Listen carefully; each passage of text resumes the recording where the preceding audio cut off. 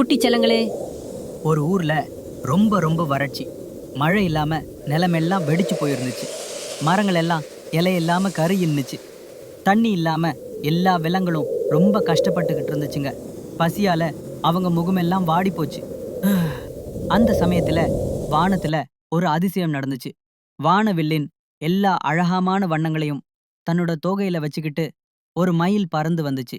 அந்த மயிலோட தோகை அவ்வளவு பளபளன்னு இருந்துச்சுன்னா பார்க்கவே ரொம்ப அழகா இருந்துச்சு குட்டிங்களா. அந்த மயில் என்ன பண்ணுச்சு தெரியுமா? தன்னோட அழகான தோகைய விழிச்சுக்கிட்டு அப்படியே வட்ட வட்டமா ஆட ஆரம்பிச்சிச்சு. அதோட ஒவ்வொரு அசைவுலையும் ஒரு விந்தை இருந்துச்சு.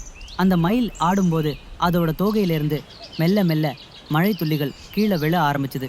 கொஞ்ச நேரத்திலேயே அந்த மழை இன்னும் வேகமா பெய்ய ஆரம்பிச்சுது. வெடிச்சு போன நிலமெல்லாம் தண்ணியால நிரம்பி அப்படியே பச்சை பசேல்னு மாற ஆரம்பிச்சுது. காஞ்சு போன மரங்கள்ல புதுசா இலைகள் துளிர்விட ஆரம்பிச்சது குட்டிங்களா. பார்க்கவே ரொம்ப சந்தோஷமா இருந்துச்சு. மழை பெஞ்சதும் எல்லா விலங்குகளுக்கும் ரொம்ப சந்தோஷமாயிடுச்சு. தண்ணியை குடிச்சு அவங்க தாகத்தை தணிச்சுக்கிட்டாங்க. காஞ்சு போன செடிகள் எல்லாம் மறுபடியும் பச்சையா வளர்ந்துடுதால வயிறார எல்லா விலங்குகளும் சாப்பிட ஆரம்பிச்சிட்டாங்க. எல்லாரும் ரொம்ப சந்தோஷமா இருந்தாங்க. அந்த வானவில் வண்ண மயில் எல்லாருக்கும் சந்தோஷத்தை கொடுத்துட்டு மறுபடியும் வானத்துல பறந்து போயிடுச்சு.